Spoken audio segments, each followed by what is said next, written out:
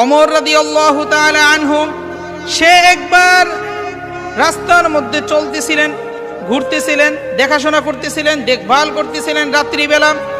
তখন একটি কুঁড়ের ঘর থেকে আওয়াজ আসতেছিল, তুমি চইলা গেলা, তুমি কবে আসবা, তুমি চইলা গেলা, তুমি কবে আসবা, তোমার অপেক্ষায় আমি। এই কথা বলতেছে, বিরহের জ্বালায় কান্না করতেছে।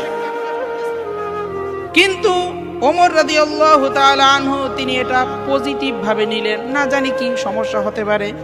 তখন তাকে করাঘাতের মাধ্যমে, নক করার মাধ্যমে জিজ্ঞেস করতেছে, হে আপা, আপনি এইভাবে কান্না করতেছেন কেন? বলতেছে, তোমার কাছে বলে কি হবে, জমানার যিনি শাসক রয়েছেন ওমর দ্বিতীয় খলিফা, সেই তো আমার তৃতীয় খলিফা, সেই তো আমার দেখাশোনা করতেছে না, দেখভাল করতেছে না। বলতেছে, আপনার দেখাশোনা কিভাবে সে নিবে?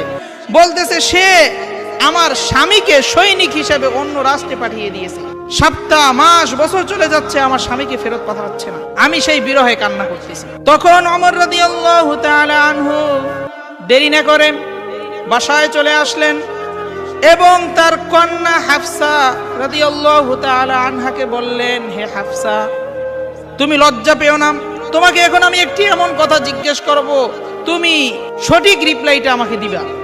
বলতেছে, আব্বা কি বলবেন আপনি আমাকে? বলতেছে, তুমি বলো তো, স্বামী ছাড়া একজন স্ত্রী মোটামুটি কতদিন অপেক্ষা করতে পারে, কয়দিন?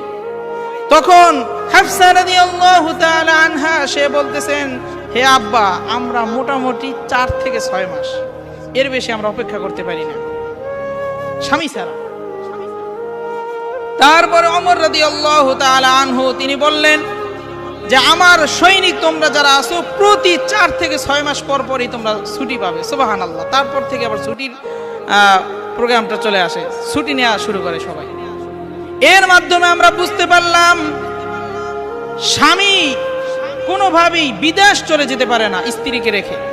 হ্যাঁ, যাবে, কমপক্ষে 6 থেকে 1 বছরের মধ্যে আবার ফিরে আসতে হবে, আবার যেতে হবে। আমাদের দেশের মানুষ কি করে, ওই বিদেশে গেছে তো গেছি, এদিকে স্ত্রীর অবস্থা বেহাল।